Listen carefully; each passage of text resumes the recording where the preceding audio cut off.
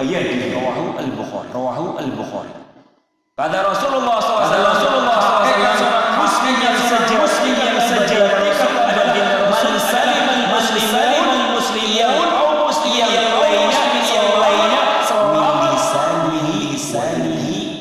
lisanihi dari lisannya dan kedua tangannya.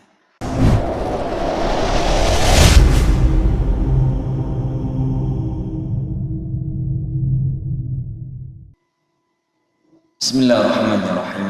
Assalamualaikum warahmatullahi wabarakatuh.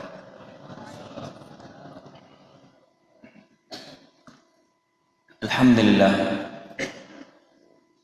wassalatu wassalamu ala rasulillah wa ala alihi wa sahbihi wa man wala. Asyhadu an la ilaha illallah wahdahu la syarika lah wa asyhadu anna Muhammadan abdu rasuluh sallallahu alaihi wa ala alihi wa sahbihi wa sallama tasliman katsiran. Ikhwani fi din rahimani wa rahimakumullah. Insyaallah taala pada malam hari ini kita akan membahas satu surat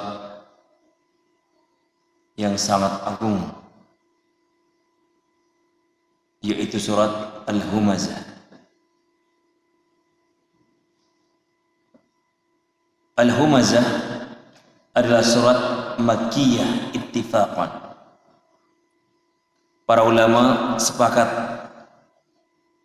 bahwasanya surat Makkiyah, surat Al-Humazah adalah turun sebelum hijrah.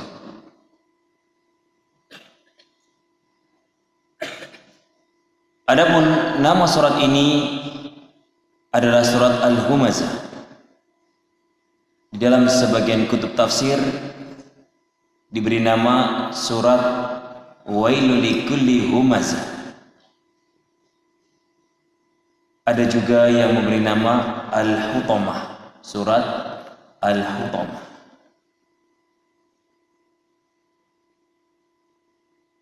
Surat ini terdiri dari 33 kata. Adapun hurufnya ada 33 huruf. 133 huruf. Wa hurufuha mi'ah wa thalatha wa lathuna harfan.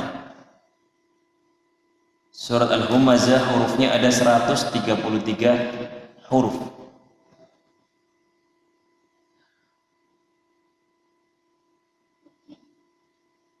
Di dalam surat ini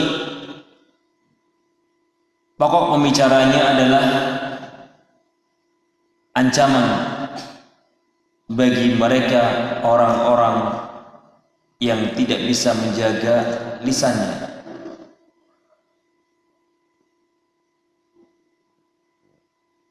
Dengan apa? Dengan ancaman neraka. Allah Subhanahu wa taala berfirman, Bismillahirrahmanirrahim. Wailul likulli humazatin lumazah alladzi jama'a malan wa 'addada yahsabu anna malahu akhlada kalla la yunbadanna fil hutamah wa ma adraka mal hutamah narullahil muqadah allati tattali'u 'alal afidah innaha 'alaihim mu'sadah fi 'amadin mumaddadah. Mari kita buka surat atau tafsir Al-Muyassar. Allah Subhanahu wa taala menyatakan wailun likulli humazatin lumazah. Artinya syarrun wa halakun likulli muqtabin linnas ta'anin fihim.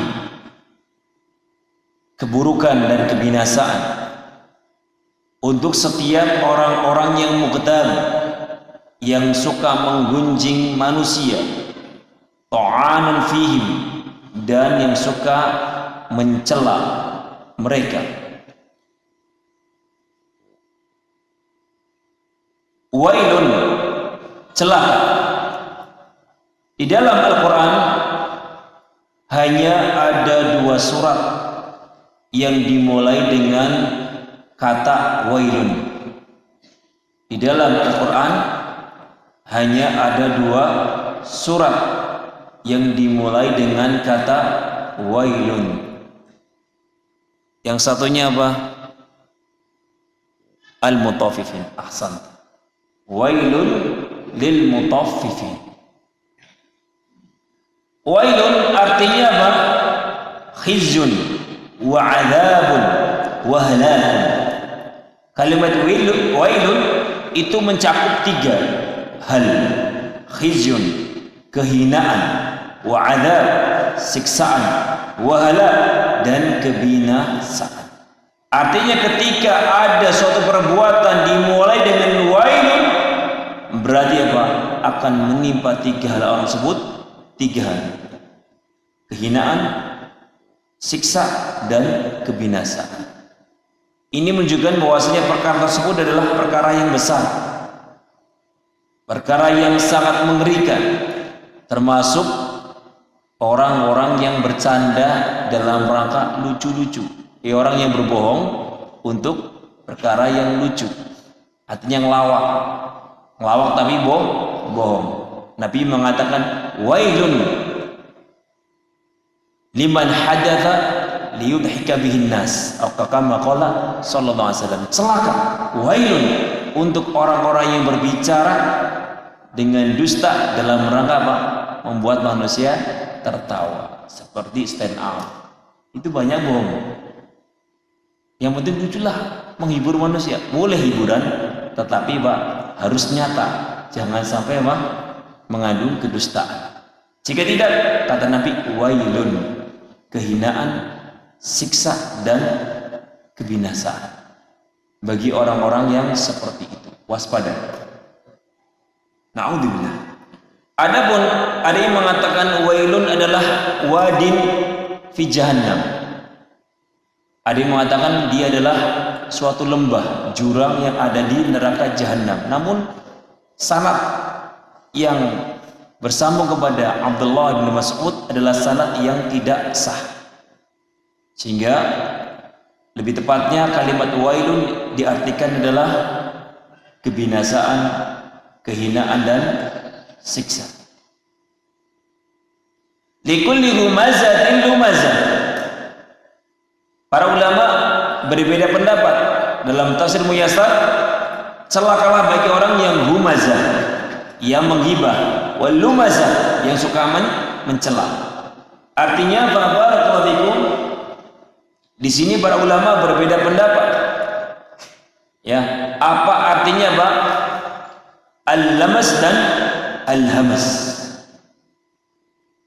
Sebagian ulama mengatakan kalau al-hamas artinya Pak, mencela manusia dengan perbuatan, seperti dengan bibir, dengan mata, dengan tangan, menghina, mengejek manusia dengan anggota badannya. Kalau al-hamas yaitu dengan apa? Dengan lisan. Kalau al-lamaz itu apa? Dengan ucapan. Jadi wailun likulli humazatin lumazah. Humazah yang suka mengejek dan mencela manusia dengan perbuatannya, dengan isyarat tangan atau mulut atau muka atau lidah, yang penting bukan dengan perkataan. Adapun lumazah adalah apa? Mencela manusia dengan lisannya. Ada juga yang mengatakan kalau al-humazah adalah menyebutkan aib-aib atau keburukan manusia di belakangnya, itu menggibahi, itu al-humazah. Adapun lumazah adalah membicarakan keburukan atau kejelekan orang lain di depan orang-orangnya. Dipahami apa ya? Ini barakallahu fikum khilaf di kalangan para ulama makna tersebut. Sehingga dalam tafsir Muyassar mengatakan bahwa al-humazah menghibah, artinya membicarakan keburukan orang, mencelanya di belakangnya. Kalau lumazah artinya langsung di depannya. Dasar ente gini. Ya, ini namanya al-lumazah. Kita lanjut. Alladzi jama'a malan wa 'addada. Artinya alladzi kana hammuhu jama'al mal wa 'iddaduhu. Yang apa? Ciri-ciri al-humazah dan al-lumaz, al-lamaz wal hammaz itu Pak, kesibukannya itu jama'a al-mal dan kemudian menghitungnya. Dia sukanya Pak ngumpulin harta biar hartanya banyak, kemudian selalu dihitung, diperiksa, hari ini saya dapat berapa, hari ini saya dapat berapa. Ini ciri-ciri orang yang suka mencela dan menggibahi orang. Nanti kita akan jelaskan. Jadi barakallahu, Allah Subhanahu wa taala menyatakan wailul likulli humazatil lumazah, celakalah bagi orang-orang yang suka menggibahi orang dan suka mencela orang. Bagaimana cirinya? Alladzi jama'a malan wa 'addada. Alladzi jama'a malan. Orang-orang tersebut adalah orang yang suka ngumpulkan harta. Kumpulkan wa 'addada dan selalu dihitung-hitung. Berapa ini? Hartaku sudah berkurang atau bertambah hari ini? Bertambah berapa? Berkurang berapa? Perhitungan sekali dengan hartanya. Kemudian yahsabu anna malahu akhlada. Kenapa kok dihitung-hitung? Karena yahsabu anna malahu akhlada, yadhunnu annahu dhamina li nafsihi bihadzal mal alladhi jama'ahu al-khulud fi dunya wal iflat min al-hisab. Dia menyangka bahwa saya dengan dia mengumpulkan harta dan kemudian banyak dan bisa terkontrol, itu apa? Bisa menjadi jaminan bagi dirinya apa? Kekal di dunia. Dan apa? Akan luput dari namanya hisab, perhitungan. Ini barakallahu sifatnya ahlu dunia. Kenapa kok ahlu dunia ya semangat sekali cari harta? Karena apa? Mereka menyangka bahwasanya Pak, barometer kehidupan itu bahagianya dengan dunia. Kalau udah punya dunia, seakan-akan apa? Umurnya panjang, kekal di dunia. Dan apa? Luput dari namanya hisab. Bisa disopok malaikatnya. Na'udzubillah. Kalla la yumbadanna bil hutamah. Allah kemudian menyangkal persangkaan mereka, klaim mereka bahwasanya harta itu yang mereka hitung-hitung, yang mereka kumpul-kumpulan itu bisa kekal, bisa membuat mereka bahagia, bisa membuat mereka tidak akan dihisab. Kalla, tidaklah sekali-kali demikian. Dalam tafsir Muyassar, laisal amru kama dhann. Perkaranya tidak seperti yang mereka duga. Liyudrihanna bin nari allati tahshimu kullama yulqa fiha. Perkaranya tidak seperti yang mereka duga. Mereka akan dimasukkan ke dalam neraka, kemudian dihancurkan dengan sehancur-hancurnya setiap apa yang masuk ke dalamnya. Orang-orang ini akan dimasukkan ke dalam al-hutamah, yaitu neraka yang apabila orang masuk ke dalamnya dihancurkan dengan sehancur-hancurnya. Wa ma adraka mal hutamah. Wa ma adraka ayyuhar rasul ma haqiqatun nar. Wahai Rasul, tahukah kamu hakikat neraka al-hutamah itu? Allah Subhanahu wa taala menyampaikan kepada Rasul, tahu enggak bagaimana ngerinya al-hutamah? Apa itu? Maka Allah jelaskan bagaimana ngerinya. neraka al-hutamah narullahil muqadah allati tattali'u 'alal afidah. Innaha narullah al-mushta'ila asyadidatul lahab. Sesungguhnya neraka itu al-hutamah dan nerakanya Allah, apinya Allah subhanahu wa ta'ala yang menyala-nyala, yang akan melahap, allati min syiddati hariha tanfudhu minal asam minal qulub, yang saking panasnya api tersebut tembus dari badan hingga afidah ke dalam hati. Ini apa? Saking panasnya neraka Allah subhanahu wa ta'ala. Kalimat narullah, apinya Allah, ini memberikan isyarat bahwasanya Pak, neraka apinya itu tidak seperti api di dunia. Dalam riwayat, neraka itu dipanaskan apinya selama 1000 tahun. Setelah panas dipanaskan lagi 1000 tahun lagi, menjadi Pak, menjadi hitam. Saking panasnya api itu Pak, warnanya menghitam. Api yang paling panas di dunia ini, kata Nabi, cuma apa? 1/70-nya. Api yang paling panas apa Pak? Pilas ya, yang kalau ditusuk ke besi langsung bolong. Itu baru 1/70-nya Pak, api neraka. Ya dan billah. Nasallallahu salamah, nasallallahu yu'idana min adzabin nar. Semoga Allah subhanahu wa ta'ala melindungi kita dari siksa api neraka. Amin. Jadi barakallahu fikum, ini Allah subhanahu wa ta'ala menyebutkan gambaran neraka al-hutamah adalah allati tattali'u 'alal afidah. Kalau api dunia itu kalau kita ada orang dibakar, paling cuma bagian dalam luarnya saja yang kebakar, nggak nyampe ke dalam, kecuali dalam proses yang lama baru sampai ke dalam. Adapun kalau di akhirat nanti langsung menembus ke dalam bagian dalam tubuh manusia. Allati tattali'u 'alal afidah. Afidah itu apa? Hati. Kemudian ditutup, innaha 'alaihim mu'sadah fi 'amadin mumaddadah.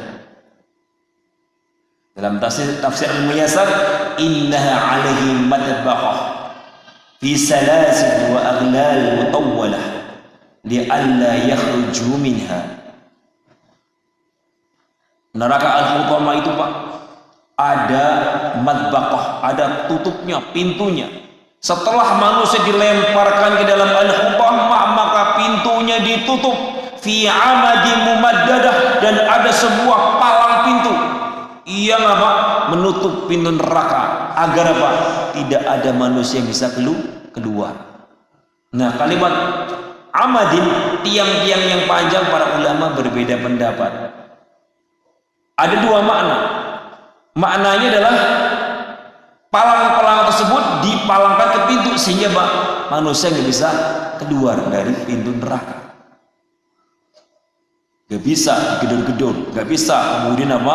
Saling bau-bau mereka menghancurkan pintu neraka. Makna yang kedua adalah mereka dibelenggu ya dengan rantai, kemudian rantainya dikaitkan ke dalam tiang-tiang yang panjang sehingga tidak bisa lari. Jalan aja nggak bisa. Kenapa? Karena rantainya terikat kepada sebuah tiang yang panjang. Ini fabarakallahu fikum, gambaran tentang neraka. Orang-orang yang suka mengumpat, menggunjing, menghibah, mencela manusia, ada neraka khusus untuk mereka yang bernama neraka al-hutamah. Waspada orang-orang yang nggak bisa jaga lisannya. Baiklah kaum muslimin rahimani rahimakumullah, mari kita kupas faidah satu persatu dari surat Al-Humazah setelah kita membaca tafsir Al-Muyassar.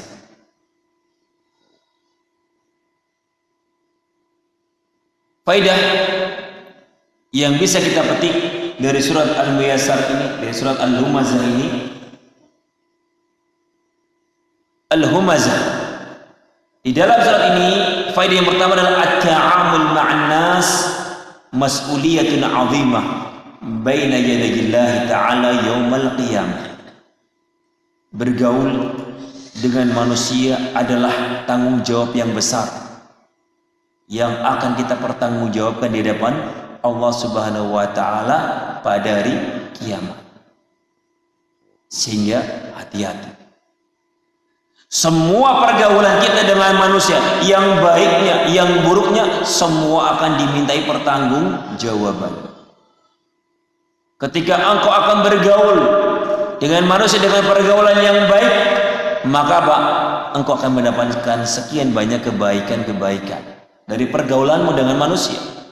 Dan sebaliknya, ketika engkau banyak berbuat zalim, berbuat aniaya, mencela, menggibah dan yang lainnya selama bergaul dengan manusia, maka Pak, akibat atau kesudahannya tentunya sangat buruk dan menghinakan.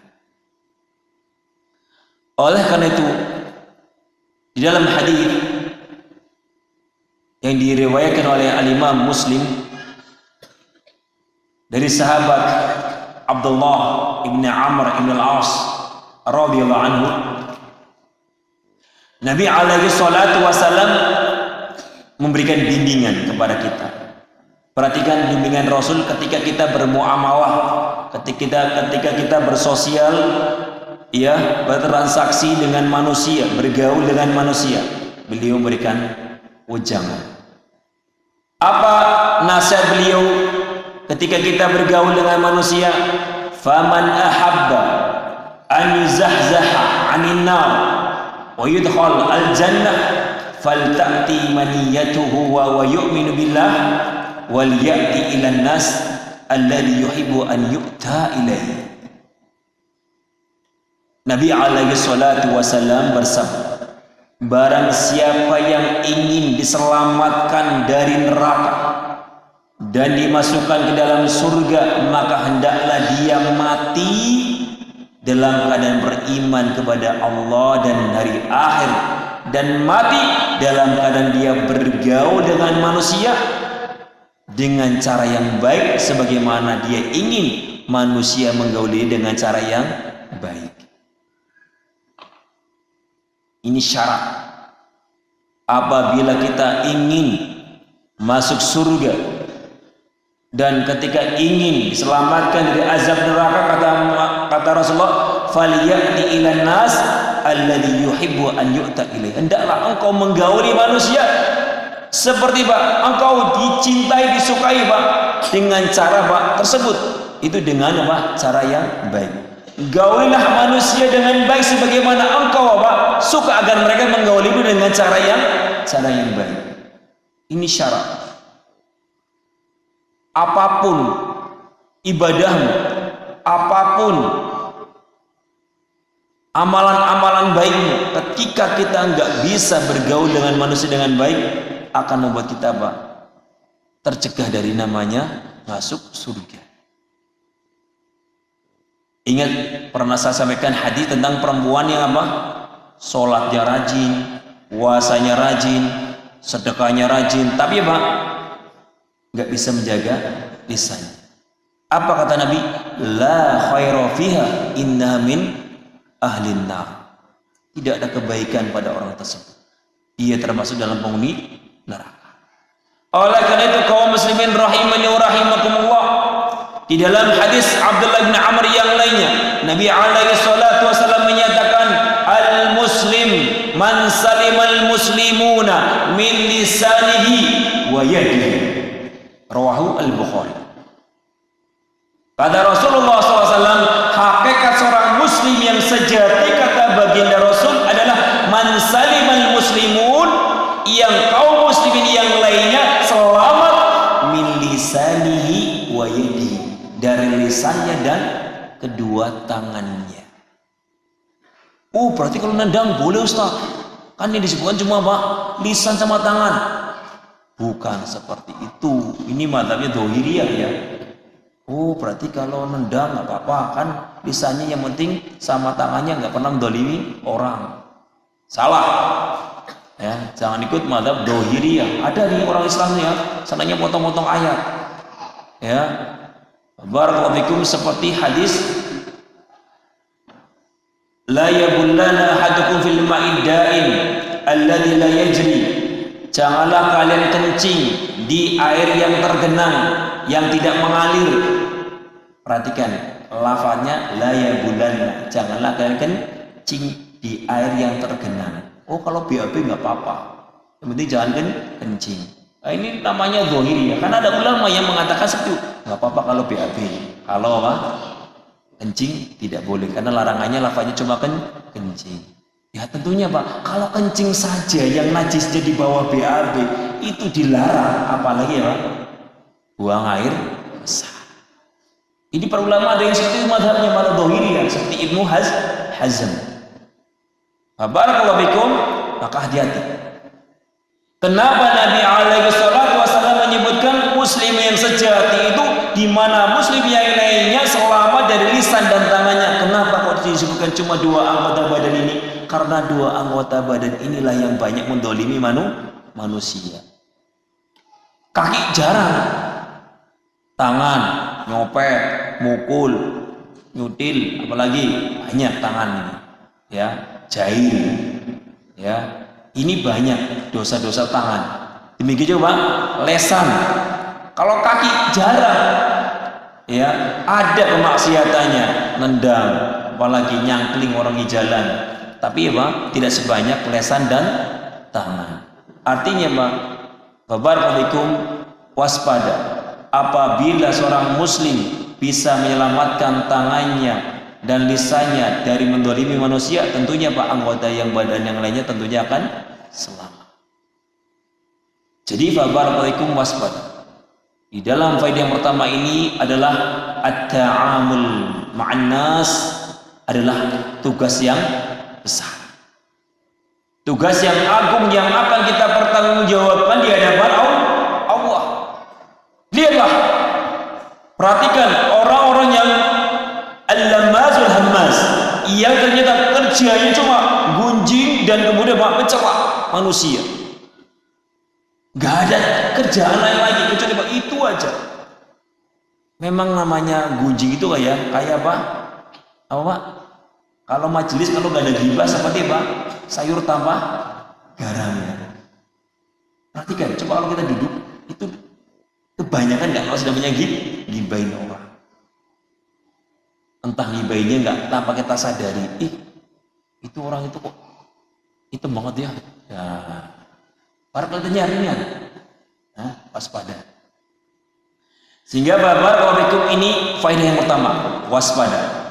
Ketika engkau bergaul dengan manusia, perhatikan apakah pergaulanmu dengan mereka dengan cara yang baik ataukah sebaliknya.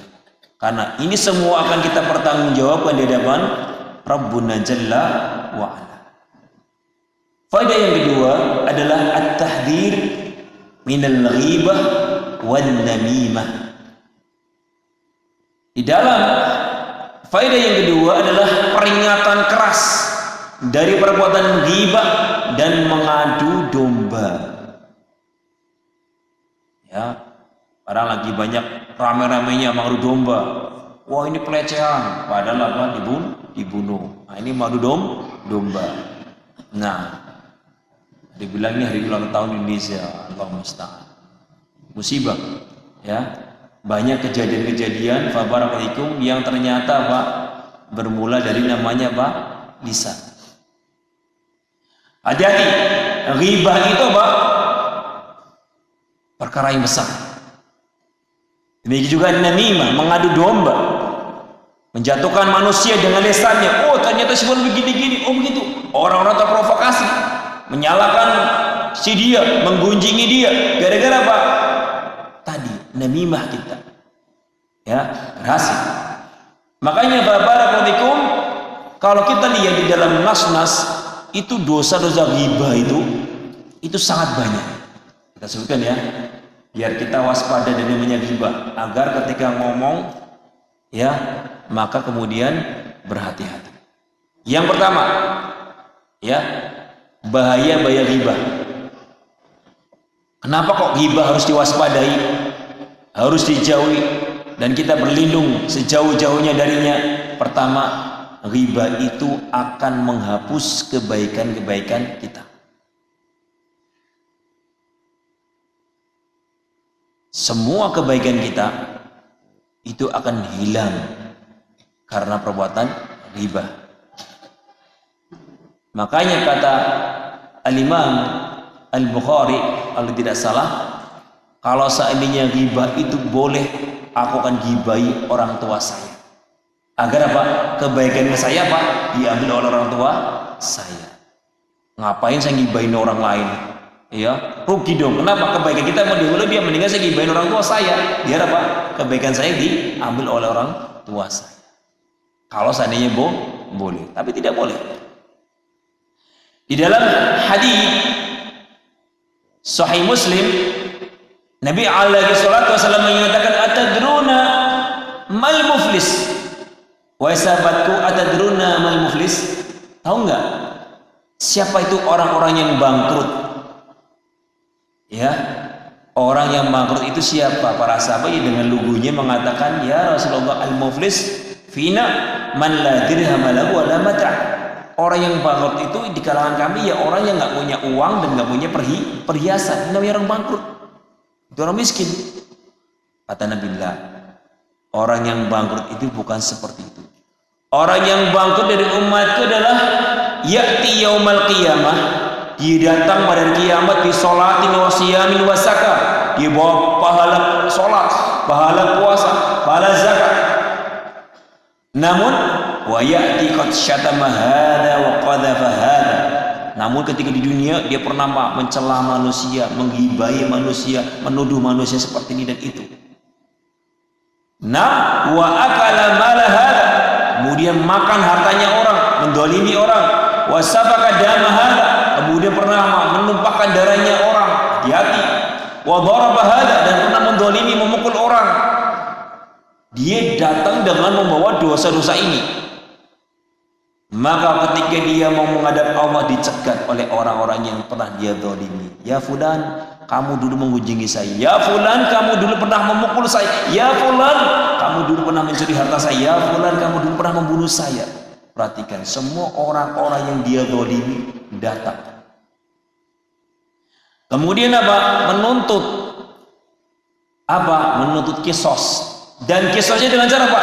Dengan cara diambil semua kebaikannya, dan kemudian kejelekan dan dosa orang yang dia zalimi diserahkan sama dia. Terus seperti itu. Diminta semua amal kebaikan-kebaikan dia diminta oleh orang-orang yang kita zalimi. Sampai ketika sudah habis pahala-pahala dia, maka apa? Semua dosa-dosa orang yang dizalimi diserahkan sama dia. Nih, sekarang kamu nggak punya pahala. Udah, nih kalau gitu nih dosa-dosa saya dipikul oleh orang yang menzaliminya. Ini nah orang yang bangkrut. Kemudian bahaya kedua dari ghibah adalah orang itu akan disiksa di alam kuburnya. Belum masuk neraka sudah disiksa di alam kubur. Nabi alaihi salatu wasallam pernah melewati dua kuburan, dan ternyata beliau dengan izin Allah bisa mendengar apa? Teriakan dua penghuni kuburan itu sedang disiksa. Dan kemudian mengatakan, innahuma la yu'adzaban wa ma yu'adzabani fi kabirin. Sesungguhnya dua penghuni kuburan ini sedang disiksa, dan dia disiksa bukan dalam perkara yang besar, perkara yang ringan menurut orang tersebut. Yang pertama disiksa karena apa? La yastatiru minal baul. Ketika kencing nggak menutup aurat, kencing di jalan. Banyak nggak? Banyak. Sopir truk paling banyak. Ya, kencing apa? Di belakang truknya. Ya, tapi di belakang apa? Orang liar. Hati-hati. Orang-orang yang kencingnya nggak menutup aurat, barakallahu fikum, maka apa? Akan mendapatkan siksaan kubur.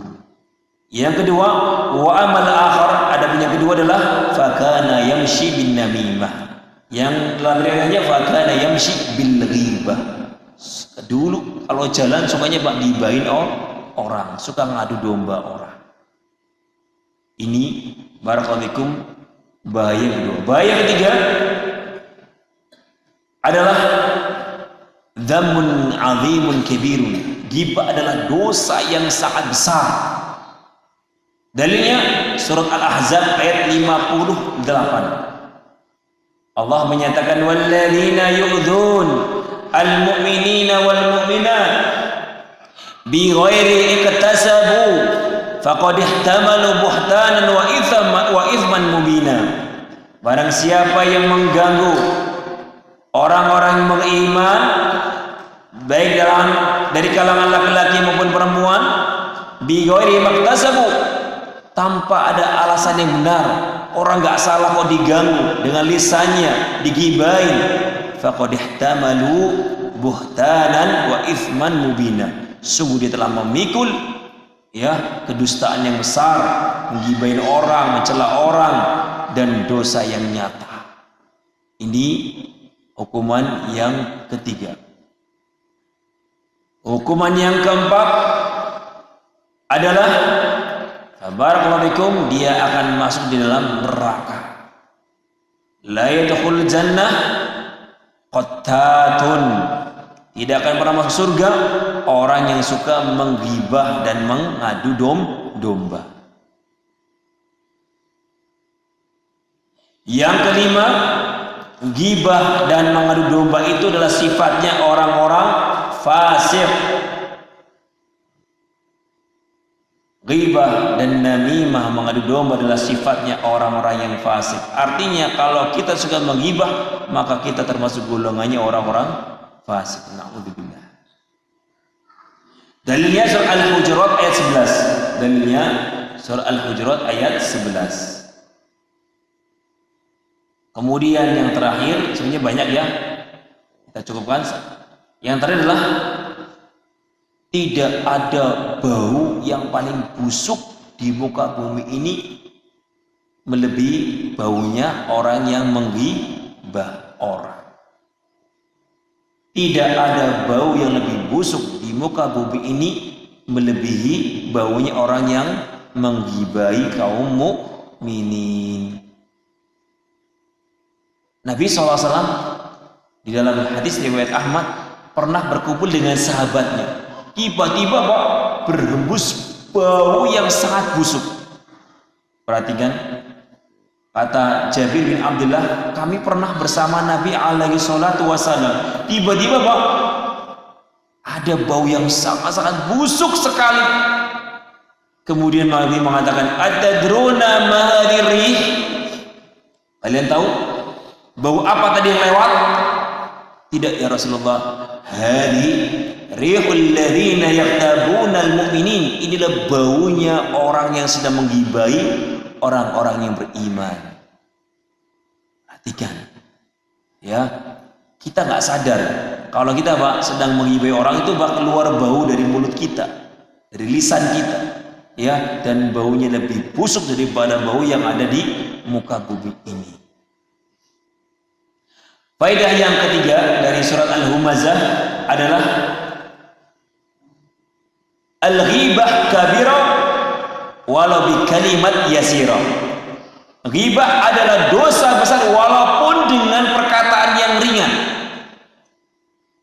Ghibah tetap ghibah walaupun cuma dengan sepatah kata yang kelihatannya ringan. Perhatikan, Ummul Mukminin, istri Rasulullah SAW, Aisyah radhiyallahu anha, pernah mengatakan, ya Rasulullah, hasbuka min Safiyah kada wa kada. Aisyah mengatakan kepada Rasulullah, Safiyah itu orangnya gemuk ya. Perhatikan, cuma ngomong apa? Gemuk. Ya, dalam yang lainnya Mbak, Safiyah itu orangnya pendek ya Rasulullah. Ya, karena cemburu ini. Aisyah cemburu, kemudian apa? Mengatakan kepada Rasul, Safiyah itu pendek. Maka kemudian Nabi mengatakan, ya Aisyah, laqad qulti kalimatan law muzija bi ma'il bahr Kalau seandainya kalimat kamu tadi mengatakan Sofi itu pendek, tak lemparkan ke dalam lautan, maka niscaya lautan akan berubah menjadi apa? Keruh, karena menjijikannya perkataan tersebut. Padahal cuma ngomong apa? Pendek. Bagaimana kalau ngomongnya yang lebih daripada itu? Na'udzubillah min dzalik. Sehingga fabarakum waspada dari namanya ghibah. Nah, baik, insyaallah taala kita lanjutkan faedah yang keempat pada season kedua, yaitu setelah salat Isya. Wallahu a'lam bishawab. Bismillah. Alhamdulillah wassalatu wassalamu ala Rasulillah wa ala alihi wa sahbihi wa man wala, amma ba'd. Di liqa al-awwal, di pertemuan pertama tadi kita telah membahas 3 faidah dari surat Al-Humazah. Faidah yang keempat, at-tahdhir min majlis al-ghibah wan namimah. Di dalam surat Al-Humazah ini juga terdapat peringatan untuk kita waspada dari majlis-majlis ghibah dan namimah. Seorang muslim apabila sedang duduk atau menjumpai majelis yang ternyata di situ terdapat perkara-perkara mungkar seperti menggunjing orang atau mengadu domba orang, maka wajib bagi kita apa? Menjauhinya. Perhatikan, Allah Subhanahu wa taala berfirman dalam surat Al-Qasas ayat 55. Ciri-ciri orang beriman adalah wa idza sami'ul laghwa a'radu anhu wa qalu lana a'maluna wa lakum a'malukum salamun 'alaikum la nabtaghil jahilin. Allah Subhanahu wa taala menjelaskan, apabila orang beriman sami'ul laghwa, mendengarkan perkara yang sia-sia, apalagi perkara yang berdosa, a'radu anhu, maka mereka berpaling dari majelis tersebut, wa qalu lana a'maluna wa lakum a'malukum, dia mengatakan, loh kamu kok pergi? Dah, bagi kami perbuatan kami, bagimu perbuatanmu, aku nggak mau pengen ikut-ikutan. Salamun alaikum, semoga keselamatan untuk kalian. La nabdagil jahilin, kami tidak ingin jadi orang-orang yang bodoh. Majelis seperti ini majelis orang-orang bodoh. Kenapa?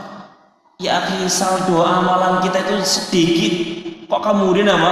Dihabiskan dengan menggibai orang. Tidaklah yang seperti itu kecuali apa? Orang-orang yang bodoh. Makanya Al-Imam Al-Ghazali rahimahullah ta'ala mengatakan, dahulu di zaman sahabat Rasulullah SAW, yatalaqawna bil bashar, ketika mereka hidup, mereka berjumpa dengan majelis-majelis orang yang sedang berkumpul, la yaktabuna ghaiban, dan tidak ada satupun di majelisnya para sahabat menggibain orang. Luar biasa. Di majelisnya para salaf. Wa yarawna dzalika afdal al-amal, dan mereka memandang inilah sebaik-baik amalan, duduk berkumpul dan tidak ada ghibah di dalamnya.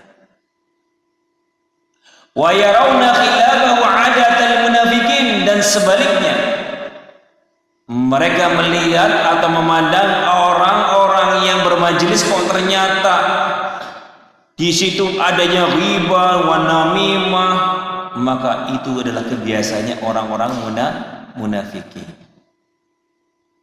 Ini barakallahu pendapat para salaf. Apabila mendapatkan majelis disebutkan zikrullah, munasahah, saling menasihati di antara mereka, itulah sebaik-baik majelis. Adapun jika ada majelisnya penuh dengan ghibah, menggunjing orang, membicarakan keburukan orang, maka itu adalah kebiasaannya orang-orang munafikin. Faedah yang kelima adalah khuturatul lisan wa ahamiyatu hifdzih. Di dalam surah Al-Humazah itu terdapat bahayanya lisan dan keutamaan untuk menjaga lisan. Di dalam surah Al-Humazah ini ada peringatan bahayanya lisan, yang ternyata lisan ini apabila diucapkan kalimat yang mungkin ringan, ternyata bisa membuat dia terlempar ke dalam neraka sejauh antara timur dan barat. Nabi alaihi salatu wasallam pernah menyatakan, innal abda la yatakallam bil kalimah ma yatabayyanu ma fiha yahwi biha fin nar ab'ada ma bainal masyriqi wal maghrib. Muttafaqun alaih. Dalam hadis Abu Hurairah, ada seorang hamba berbicara dengan satu kata, satu kalimat yang ternyata ketika dia berbicara nggak di cross check dahulu, nggak ditabayun dahulu ini baik apa buruk, ini hoax atau bukan, langsung diucapkan, langsung disebarkan, dan ternyata perkataan tersebut yahwi biha finnar, membuat dia terlempar ke dalam neraka sejauh antara timur dan barat, cuma gara-gara satu kata. Waspada. Pengganti kata di zaman sekarang adalah tangan, ya, sebar hoax, gibain orang lewat chattingan. Ini sama di manzilati lisan. Tangan di zaman sekarang seperti apa? Lisan. Nah, dan ini adalah barakallahu yang sering terjadi di kalangan para wanita. Hati-hati, biasanya ghibah ini makanannya kebanyakan di kalangan wanita. Makanya kata orang Ambon, parang yang paling tajam adalah parang puan. Ya Pak? Hah? Parang yang paling tajam apa? Parang puan. Lebih tajam daripada apa? Lisan. Kalau lisan ngomong paling cuma apa? Kalau pedang itu lebih tajam dari pedang. Kalau pedang paling gak bakal disayat, sakitnya paling bagian luar aja. Tapi kalau lisan ini sekali disabetkan ke orang, maka sakitnya sampai ke seluruh tubuh, sampai ke hati-hati. Waspada ya para perempuan, ya, kalian barakallahu jangan sampai tidak bisa menjaga lisan kita. Makanya Nabi SAW ketika menyampaikan bahwasanya qumtu bi babin nar, ketika aku berada di depan pintu neraka, ternyata kebanyakan penghuninya adalah para wanita. Perhatikan, para wanita yang soleh, yang solehah. Perhatikan, Nabi pernah berada di pintu surga, di pintu neraka, dan ternyata kebanyakan penghuninya adalah para wanita. Kemudian para sahabat, para sahabiat, para wanita sahabat ketika mendengar itu kemudian takut. Ya Rasulullah, kok bisa seperti itu? Kenapa kok kami para wanita kebanyakan penghuni neraka? Kenapa wahai Rasul? Gak santai-santai kemudian, mungkin gak, para sahabat ingin dapat ilmu. Apa kata Nabi? Sebabnya dua. Kathratul la'an wa takfurnal ashir, karena wanita kebanyakan melaknat dan banyak mengingkari pemberian suaminya. Lisan semuanya kathratul la'an, banyak melaknat, menggunjing orang, membicarakan keburukan orang. Perhatikan saja, kalau perempuan sedang duduk kebanyakan apa? Ghibah. Hati-hati. Jadi barakallahu di dalam faedah yang kelima ini adalah menjelaskan tentang bahayanya lisan. Hati-hati lisan ini. Makanya ketika itu Abu Bakar As-Siddiq radhiyallahu anhu sedang ditemui oleh Umar. Umar kaget ketika melihat Abu Bakar sedang menarik-narik lidahnya. Malaka ya Abu Bakar? Ada apa dengan engkau wahai Abu Bakar? Kenapa kok lidahmu ditarik-tarik? Kata Abu Bakar, karena bagian tubuh inilah yang banyak menjerumuskan manusia ke dalam neraka.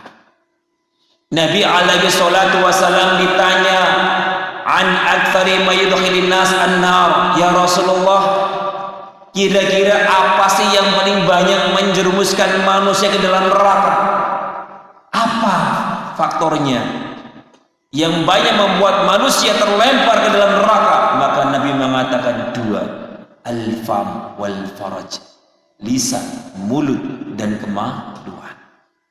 Ini yang paling banyak menjerumuskan manusia ke dalam neraka. Sehingga Bapak ini hendaklah seorang muslim waspada dari lisannya. Jangan sampai dia ucapkan perkataan yang ternyata menggibai, mendolimi orang lain. Nabi alaihi salatu wasallam menyatakan tentang hakikat seorang mukmin. Laisal mu'min bi-ta'ani wala bil-la'ani wal fahishil badhi. Seorang mukmin yang sejati itu adalah laisa bi-ta'an, bukan suka melaknat, bukan suka mencela, bukan suka mencela, wala bil-la'an, dan bukan suka melaknat, wal fahishil badhi, dan bukan orang yang suka berbuat keji. Ini hakikat seorang mukmin. Kemudian Bapak faedah selanjutnya, faedah yang keenam, anna min sifati al-hammas wal lammas jam'ul mal wa 'addadah. Di antara sifat orang yang suka menggunjing dan mengumpat adalah ciri-cirinya adalah senang mengumpulkan harta dan menghitung-hitungnya. Jadi orang-orang yang ahli dunia, yang rakus dengan dunia, itu kerjanya ngitung-hitung harta, ngumpul-ngumpulkan harta dan dihitung-hitung. Nah, ketika sudah kaya, apa yang datang? Sombong. Nah, ketika sudah kaya, sombong, merendahkan orang lain. Dasar miskin itu tuh. Biasanya ibu-ibu karir ini, orang yang udah sukses juga jagoan gibah. Ya, kenapa? Karena memandang dirinya lebih hebat, lebih kaya, lebih wah daripada wanita-wanita yang lainnya. Ya. Ketika seorang muslim sudah kaya, punya tahta, punya harta, punya wanita, ya, biasanya barakallahu fikum dia merendahkan orang lain. Sehingga barakallahu fikum, hati-hati. Ya, ini sifat yang disebut oleh Allah Subhanahu wa taala. Kenapa kok mereka suka ciri-ciri orang-orang yang menghibah, orang memuji itu suka mengumpulkan harta dan menghitung-hitungnya? Karena apa? Biasanya mereka setelah kaya, punya harta, biasanya merendahkan orang lain, dan disitulah mulai membicarakan keburukan orang lain dengan lisannya. Faedah yang ketujuh, sahibul mal idza lam yakun mu'minan rubbama yu'addi malahu ila al-kibri wa tughyan wa dhulm. Orang yang memiliki harta, apabila tidak dibangun dengan keimanan, maka bisa mendorong orang itu berbuat apa? Sombong, melampaui batas, dan berbuat zalim. Orang yang kaya, punya tahta, punya harta, enggak dibangun semua itu di atas keimanan, maka akan mendorong orang itu berbuat apa? Sombong, berbuat melampaui batas, dan berbuat apa? Zalim. Waspada dari namanya harta. Dalam surat At-Taghabun ayat yang ke-15, Allah Subhanahu wa taala menyatakan innama amwalukum wa auladukum fitnah. Sesungguhnya hartamu dan anak-anakmu itu adalah ujian. Maka waspada, karena ini ujian, gunakan, ya, hadapi ujian itu dengan sebaik-baiknya. Makanya Nabi alaihi salatu wasallam mengatakan ni'mal malus salih lirajulis salih. Senikmat harta yang baik adalah ketika dimiliki oleh lelaki yang saleh. Itu senikmat apa? Harta. Kenapa? Karena dia bisa disalurkan di dalam jalan yang baik. di jalan yang diridhoi oleh Allah Subhanahu wa taala. Ini senikmat-nikmat harta yang soleh adalah apa? Yang dimiliki oleh orang yang soleh. Faidah yang ke-8.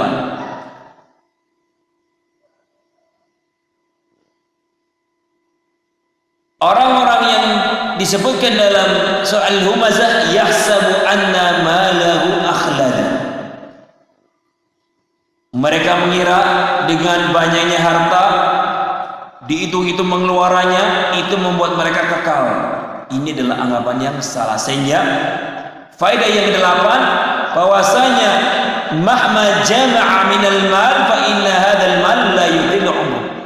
Bagaimanapun, faedah yang ke-8, bagaimanapun manusia sebanyak-banyak yang mengumpulkan harta, maka harta itu tidak akan memperpanjang umurnya. Gak pernah ada ceritanya orang yang berharta panjang umurnya. Nah, kenapa? Karena apabila barakallahu fikum tidak digunakan dalam kebaikan. Kalau seandainya betul punya harta diinfakkan, digunakan untuk silaturahmi, itu bisa mempanjang umur. Tetapi kalau ternyata harta itu yang dia kumpulkan, yang dia hitung-hitung tiap pagi, siang dan malam, hanya untuk kesombongan, merendahkan orang lain, maka bagaimanapun ya banyaknya harta yang dia miliki tidak akan pernah memperpanjang umurnya. Ini yang Allah Subhanahu wa taala sangkal. Kecuali apabila hartamu yang kau miliki kamu gunakan untuk bersedekah, kamu gunakan untuk bersilaturahmi, membantu kerabatmu, maka itulah yang bisa memanjangkan umur. Dalam surat Saba ayat 37 Allah menyatakan, wa ma amwalukum wala auladukum billati tuqarribukum indana zulfa. Sesungguhnya wahai manusia, bukanlah hartamu dan anak-anakmu yang bisa mendekatkan kamu kepadaku, kata Allah. Jadi kamu mulia itu bukan karena anakmu atau karena hartamu, tetapi apa? Karena amalan solehmu. Illa man amana wa amila solihah. Inilah orang yang utama. Yang ke-9, di dalam surah Al-Humazah ini at-tahdzir bilal hirs 'alal mal. Di dalam faedah yang ke-9 ini ada peringatan dari rakus dengan apa? Harta. Di dalam surah Al-Humazah ini ada peringatan jangan rakus dengan harta. Dikumpul-kumpulkan, dihitung-hitung, jangan. Sekali lagi, harta itu tidak membuat engkau kekal di dunia ini. Justru kalau kita lihat orang-orang yang pelit itu cepat mati. Kenapa? Cepat tua. Mikirin kapan kerjanya, kapan. Mikirin bagaimana hartanya bertambah. Setelah hartanya bertambah, mikir gimana cara apa? Menjaganya. Setelah menjaganya bingung, mau apa ini uang ini banyak banget. Akhirnya Pak, stres. Mati, jantungan dan yang lain-lainnya. Banyak orang-orang kaya Pak, matinya cepat. Kenapa? Dengan banyak harta Pak, makannya rakus, gak teratur. Ya, makan ini makan itu aja Pak, kolesterol. Apalagi? La ilaha illallah. Hati, ya. Nah, barakallahu fikum ini. Makanya di dalam faedah ini apa? Peringatan, jangan rakus dengan apa? Harta. Jangan rakus dengan mengumpulkan harta. Allah Subhanahu wa taala dalam surah Al-Hijr ayat 3 mengingatkan kepada orang yang beriman, "Dzarhum ya'kulu wa yatamatta'u wa yulhimul amalu fasawfa ya'lamun." Biarkan orang-orang kafir itu kaya, sukses. Biarkan mereka makan, bernikmat-nikmat di dunia, kemudian terbuai dengan angan-angan mereka, program-program mereka. Ya, biarkan fasaufa ya'lamun. Niscaya mereka akan nanti kan tahu akibat dari perbuatan mereka udah kufur, nggak pernah ibadah, makannya apa kejahin cuma mau makan minum berak, ya nggak beda dengan binatang. Ini orang-orang kafir. Dzalhum, orang beriman biarkan, jangan ikut-ikutan dengan mereka. Ya, ini pernah barakallahu fikum kami didatangkan oleh tokoh yang diislamkan, ya, tokoh yang katanya menisbahkan adalah tokoh Islam, datang ke Yaman bikin seminar, ya. Nah, ketika kami duduk-duduk dengan tema seminar santri Garuda, waktu itu duduk, kemudian dia ngasih kita nasihat, hai para pemuda Islam yang ada di Yaman, di pondok ini, ada apa? Kenapa negara-negara yang gak bertuhan kok sukses dan besar? Ya, ini juga Pak, kalau ingin Indonesia sukses dan besar, jangan ada Tuhan di antara kita. Luar biasa Pak, datang ke Yaman, anak kira ngasih apa? Tambahan iman, malah tambah kekufuran. Mereka membanggakan Rusia dan Cinanya. Kenapa Rusia dan Cina bisa hebat dan jaya? Karena apa? Tidak bertuhan. Sehingga kalau Indonesia ingin bisa jaya dan kaya seperti mereka, hilangkan namanya Pancasila yang pertama, ketuhanan yang Maha Esa. Na'udzubillah min dzalik. Ini dia. Dalam surah Al-Baqarah ayat 268, asy-syaitan ya'idukumul faqr wa ya'murukum bil fahsya. Setan itu selalu Pak membisik-bisikkan kita Pak, menakut-nakuti kita Pak tentang kemiskinan. Sungguhnya apa? Agama itu nggak bikin orang itu kaya. Agama itu nggak bikin Indonesia itu jaya. Makanya Pak, ada tokoh-tokoh barakallahu liberal yang ada di Indonesia ini Pak berusaha menghilangkan Pak kurikulum agama dan hampir berhasil. Alhamdulillah, masih banyak tokoh-tokoh Indonesia Islam yang bagus di bumi ini. Ya tegas tidak, ya tidak boleh Pak kurikulum agama dihilangkan di bumi Indonesia ini. Hampir saja ada Pak program penghilangan barakallahu fikum pendidikan agama dengan apa? Diganti dengan budaya dan akhlak. Nggak tahu kedepannya kalau kelompok ini menang, ya, dan menguasai Indonesia, bisa jadi, ya, program mereka akan langgeng. Na'udzubillah min dzalik. Semoga tidak pernah akan menang. Amin. Nah, barakallahu fikum, ini faedah yang ke-9 dalam surah Al-Humazah ini, peringatan jangan pernah rakus dengan harta. Justru terkadang ketika orang itu memiliki harta yang banyak, justru membuat dia apa? Sombong, melampaui batas dan berbuat zalim. Faedah yang ke-10, ana min asma'in nar al-hutamah. Di antara nama-nama neraka adalah neraka al-hutamah. Jadi neraka itu darokat, ya, ada apa? Tingkatan-tingkatannya, tapi tingkatnya ke bawah. Neraka itu memiliki nama-nama. Di antara nama-nama neraka adalah al-hutamah. Nama-nama neraka banyak. Misalnya dalam surah Al-Maidah ayat 86, Allah menamakan neraka dengan al-jahim. Ulaika ashabul jahim. Berarti Pak, ada neraka yang namanya al-jahim. Ada juga nama neraka yang bernama neraka Jahannam, neraka yang paling mengerikan.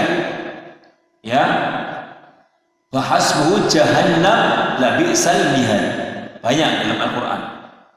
Kemudian ada juga yang bernama Lagha, neraka Lagha, kalla innaha Lagha.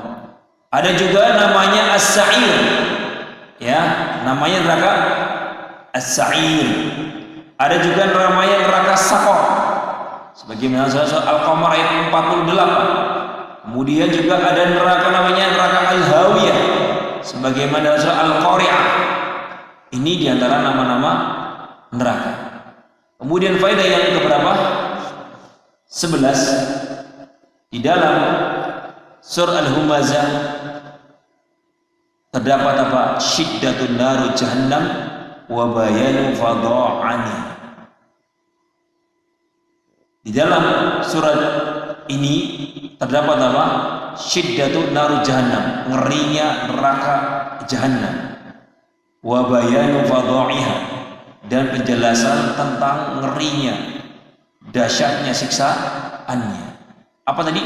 Narullahil muqadah allati tattali'u 'alal afida innaha 'alaihim muqsadah fi 'amadin mumaddadah. Ini penjelasan dari Allah tentang gambaran ngerinya Pak neraka. Sehingga pada yang 11 Allah menjelaskan bagaimana ngerinya neraka al-hutamah. Ini baru satu neraka, ya, yang mana apabila setiap penghuninya dilempar ke dalamnya, maka akan dihancurkan dengan sehancur-hancurnya.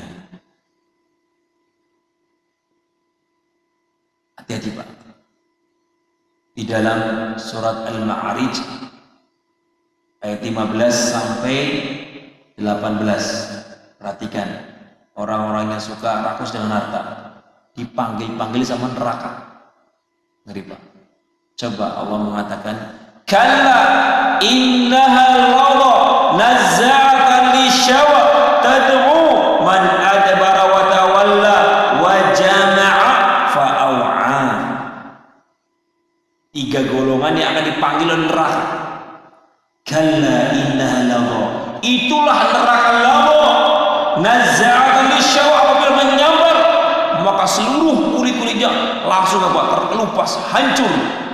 Tad'u, neraka itu memanggil-manggil, man adbara wa tawalla, orang-orang yang berpaling, ya, nggak mau taat kepada Allah, wa tawalla, malah kepada selain Allah Subhanahu wa taala, dan memanggil wa jama'a, orang yang mengumpulkan harta, fa'au'a, dan kemudian menyimpan-nyimpannya, nggak pernah diinfakkan di jalan Allah. Ini, ya, neraka apa? Memanggil Anda, orang-orang yang kaya, yang sibukannya cuma ngumpulin harta, tapi tidak pernah diinfakkan di jalan Allah Subhanahu wa taala. Yang terakhir, faedah ke-12 adalah di dalam fabarakallahu fikum surah Al-Humazah adalah bayan asbabi dukhulin nar, sebab-sebab orang masuk dalam neraka. Di antaranya apa tadi?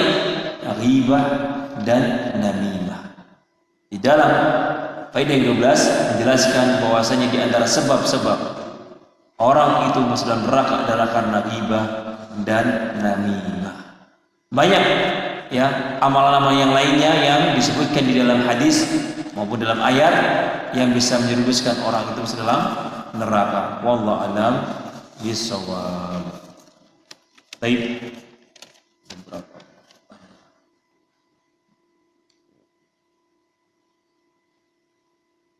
Saya akan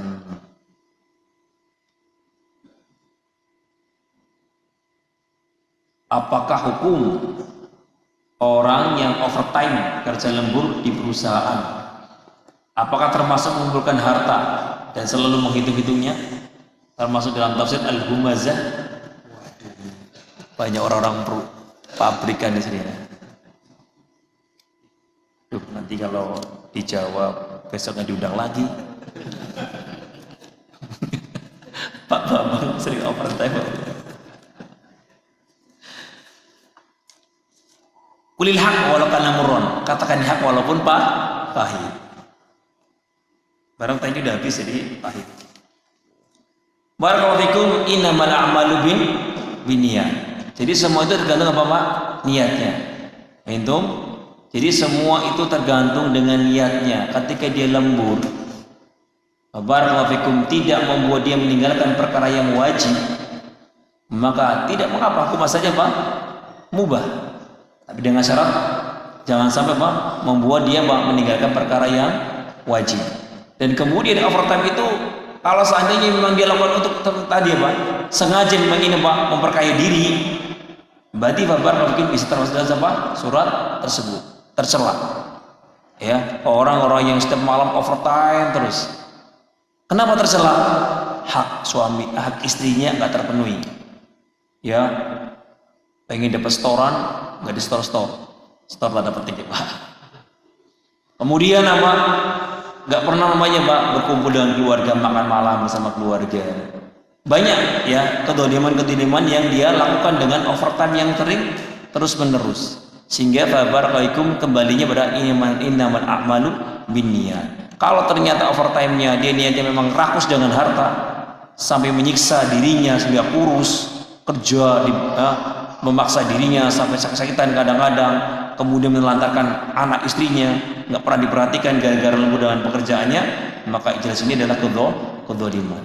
Khawatirnya masuk dalam surat Al-Lumazah. Tetapi kalau seandainya jarang-jarang, kebetulan memang barakalaikum ada tugas overtime dan atau mungkin ini ada kebutuhan tambahan, kalau nggak seandainya nggak overtime nanti kekurangan, gimana nih Dek? Ya, aku izin boleh nggak lembur malam ini? Oh boleh Mas, yang penting jangan lupa duitnya. Nah, biasanya perempuan itu. Maka kembali pada innamal a'malu binniyat ya Pak ya. Allah alam bisawab. Ustaz, bagaimana kalau menghibah tetapi di dalam hati?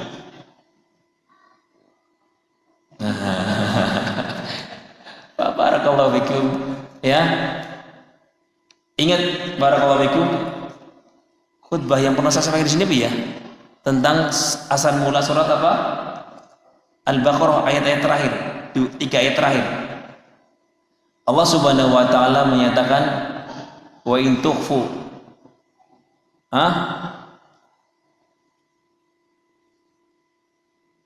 Jadi barakallahu fikum, jadi ayat tersebut di mana ayatnya lupa.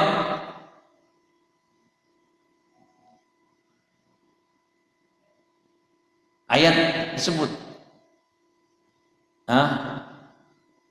wa in tukhfu ma yuhawi wa in tubdu aw tukhfu ma yuhasibkum bihillah. Ya, apa yang kalian tubdula ya, tampakkan atau tukhfuhu atau kalian sembunyikan dalam hati, yuhasibukum bihillah, Allah akan hisab. Jadi sebelum turun ayat setelahnya, semua apa yang kita lakukan baik diucapkan atau kita lakukan atau di batin saja ada hisabnya. Maka para sahabat berat, langsung mereka datang berbondong-bondong kepada Rasulullah. Ya Rasulullah, kulifna minal amal ma nutiq. Ya Rasulullah, kami telah diberi amalan apapun kami mampu memikulnya. Sholaina wal jihad wa zakah wa semua kami mampu ya Rasulullah. Walakin qad unzilta alaika ayat, akan tetapi telah turun kepadamu sebuah ayat yang kami gak mampu memikulnya ya Rasulullah. Apa kata Rasulullah? Oh gitu, yaudah nanti saya minta sama Allah dikasih dispensasi. Udah, Rasulullah marah. Aturiduna an taqulu kama qalat Bani Israil li Musa, sami'na wa asaina. Wahai para sahabatku, apakah kalian ingin mengatakan seperti orang-orang Bani Israil mengatakan kepada Musa, sami'na wa asaina, kami mendengar dan kami durhaka. Qulu sami'na wa ata'na. Katakanlah wahai sahabat, kami mendengar dan kami taat apapun perintah dari Allah Subhanahu wa taala. Kemudian apa? Turunlah ayat setelahnya menghapus ayat tersebut.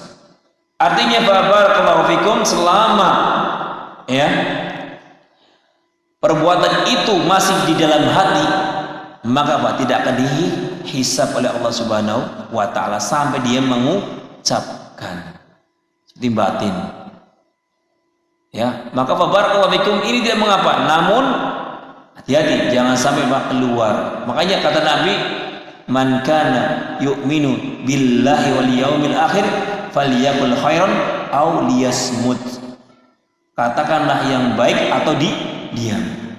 Jadi Pak, selama belum dikatakan, belum dihisab dari perbuatan tersebut, sehingga barakallahu fikum ya, sebisa mungkin tidak menghibah walaupun di dalam hati. Entum kalau seandainya ghibah, wajar, namanya manusia Pak, kadang Pak terpetik membicarakan orang di dalam hatinya, tapi jangan sampai terucapkan. Nah, wallahu a'lam bishawab.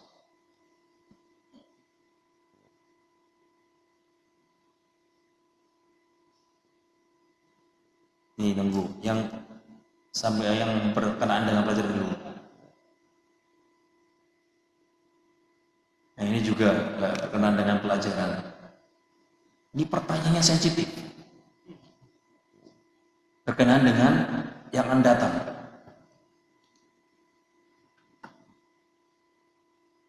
Neraka jam hari.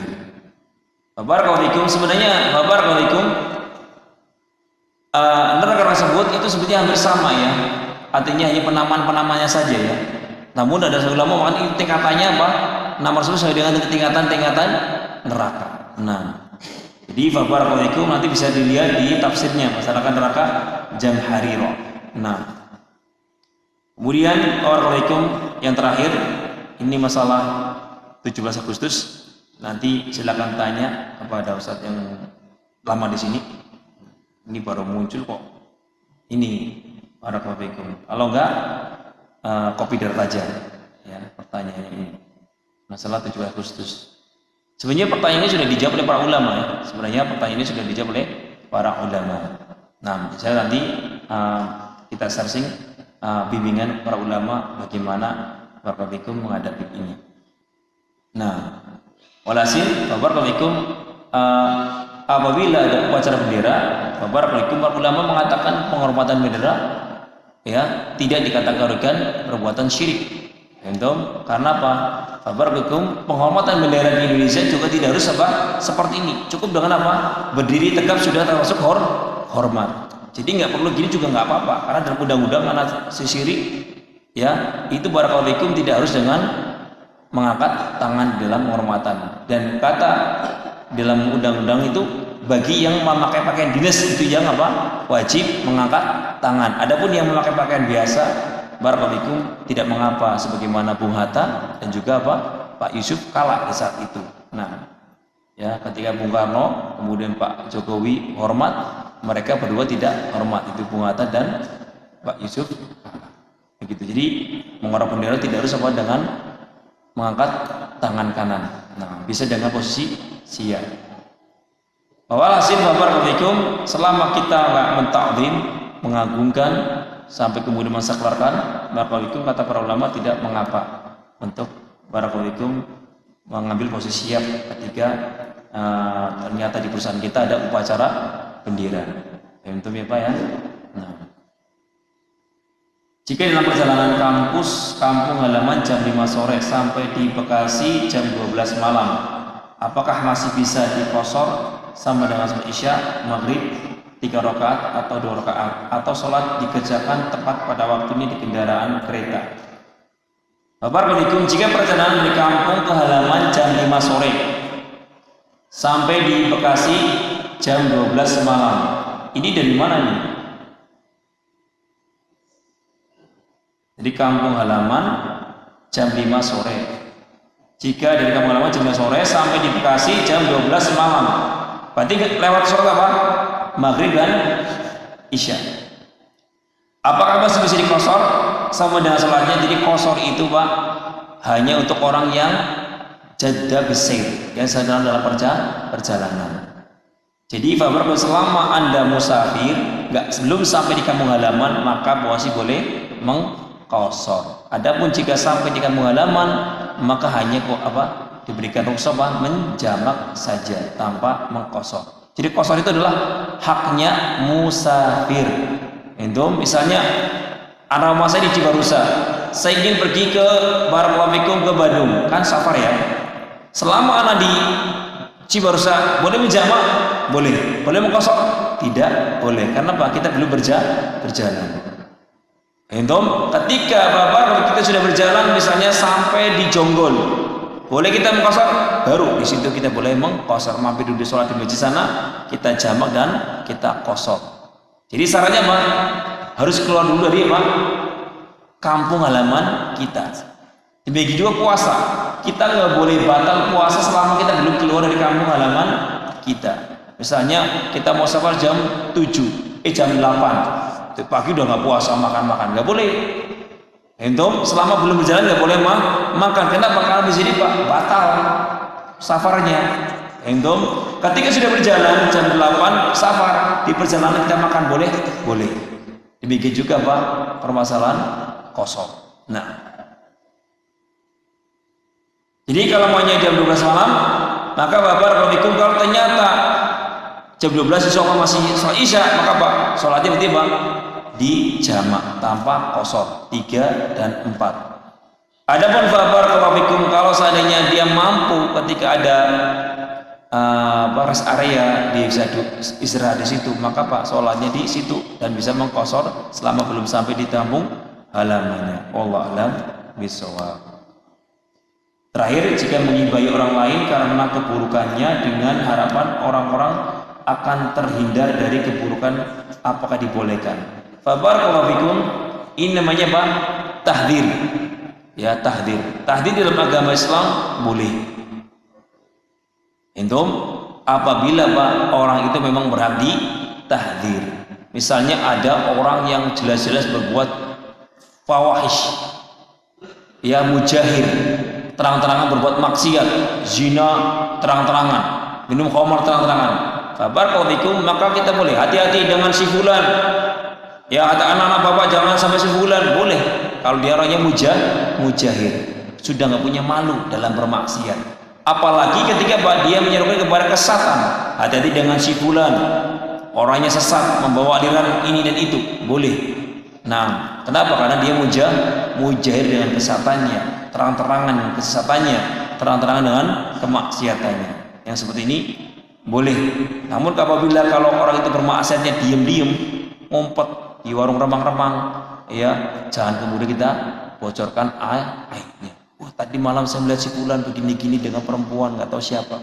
Ini tidak boleh.